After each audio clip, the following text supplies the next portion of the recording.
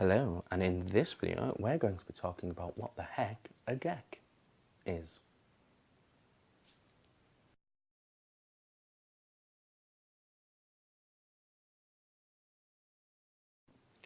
So, before I begin, if you like watching videos like this one, please hit the subscribe button and smash the bell button with your chainsword, and you will be watching more videos like this one sooner than you can think. So, let's get on. So, a G.E.Q. A G.E.Q is G.E.Q, which is guard equivalent. So, rather obviously, one example of this would be the Imperial Guard or the Astronaut term.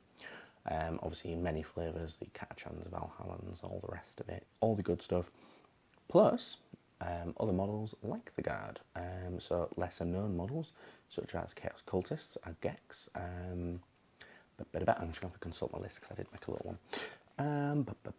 So obviously Guard, we've already said that one, is Eldar Guardians, possibly, Dark Eldar Tau Fire Warriors, Gaunts and Gants, just to appease the gods that be, and to a lesser extent, maybe Orcs. So what makes a G.E.Q or a Guard equivalent? A Guard equivalent is something generally to do with, basically, long story short, it's less than a 3-up save, generally, and generally about toughness 3, so obviously neophytes, things like that from Gene Stealer cults would be included in that one. That's basically what a G.E.Q is. So, as ever, I'm going to tell you a couple of ways that you can beat the G.E.Q. So, obviously, a Guard equivalent is lesser than a Space Marine or Space Marine equivalent. So, a Marine equivalent, if you will. Yeah, so generally they don't function as good as the other ones. So, the save beam waste could be a 4-up, could be a 5 or 6, or non-existent whatsoever. Basically, the way you beat them is you can beat them with high-strength weapons or relatively high-strength weapons. So when I say that, I mean things like maybe strength 6 weapons or strength 5, something that's going to wound them possibly on 2. So, you know, toughness 3, strength 6, that's double. That's what they're going to do. They're only going to get wounding on a 2-up, so you're going to make it very reliable. Also, anything with -1 to AP is going to possibly cut through them like cheese wire, if I'm brutally honest, and so obviously that's shooting. So relatively high strength shooting is a good one. It's not a great tactic. However, one thing to note is because generally your Guard equivalents also have a rather terrible leadership or morale characteristic. So 6s, 5s. Maybe 5s, 6s, 7s, maybe 8s if they're very lucky. And generally, in the morale phase, that's the one, isn't it? Is it morale phase? 1M, something like that. You obviously roll a dice. You add how many casualties you have received in that phase. So obviously, if there's, we'll call it 30 conscripts. 30 conscripts or quite a few infantry squads, whatever you want to call it. Basically what it boils down to is, let's say you've got a squad of 30 infantry that are Guard equivalents. They've relatively got a leadership between 7 and 8 at best, and they take 12 casualties in the shooting phase. So providing they haven't got a way to mitigate that, they are then going to roll a dice. If I did do some maths here on a bit of paper. So if they have got a leadership of 7 to 8 and they lose 12 models, even if they get something low like a 3, basically 12 and 3 is 15. So 15 take away 7 or 8 is between 8 and 7, surprisingly enough. And they get to lose 7 or 8 models just for being shot at and dying, which is what they do. So that's one way you can do it, is by punishing them for being weaker. That's pretty much it. Bullying, you might call it a bullying tactic.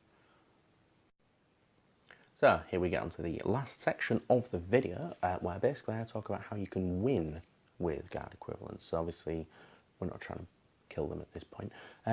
However, it's almost inevitable. So the way that you would win with Guard equivalents is obviously this is a side note, one I didn't make a note of, if you can improve their morale somehow, so they don't actually die in the morale phase, then cool. But if you can't, you're paying cheaper points for it. So obviously, the way you're going to play them is you're not going to play them like a Space Marine or any equivalent or Terminator equivalent.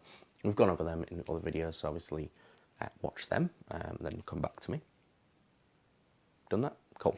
So you're not going to play them like those guys. You are there to absorb bullets, basically. So that, in my opinion, obviously other people have other opinions, but anyway. So ways to win. I'm just consult my notes because my brain is falling away like wet cake. Volume of dice. So generally you have more dudes than they have dudes. So you generally bring more bullets or more attacks. So you can throw more dice. So obviously the volume of dice, this refers to the law of averages on a D6 system. Even if they've got a 2-up save, you throw 6 dice at them, they're going to fail one. That's principally it. That's what it boils down to. Another way to win with them is to slur or stop other units. So if you've got, we'll call it conscripts or slugger chopper boys, things like that. We'll use conscripts or infantry squads. You slow down a single model with your infantry. They're going to die. They are going to die, but they might survive the round. They might not completely flee. You're going to slow them down, which means they're not going to be able to act in their own phase as effectively as they could. So slowing and stopping, basically being, a nuisance to say the least. So the last main one that I came up with is, so this is a guard tactic and could be conceived as a little bit cheesy or just the way they function. Who knows? Because at the end of the day, we're not Space Marines, we are guardsmen. We have to behave how we should behave. So you use them to protect other models. So if you've got 20, 30 cultists and you want to protect a Defiler or a Land Raider or something like that, you can just put them around there and the guys are not going to be able to attack them. They're not going to be able to punch the other unit until they've got through the cultists, and they're also not going to be able to deep strike or anything like that where they can come in 9 inches. They've obviously got a further however many inches away the cultists are. So they're basically a meat shield, if you will. That's pretty much it on the guard equivalent tactics. So if you like this one, obviously, let me know. Thumbs up and thumbs down appropriately, and subscribe as ever. So, good day.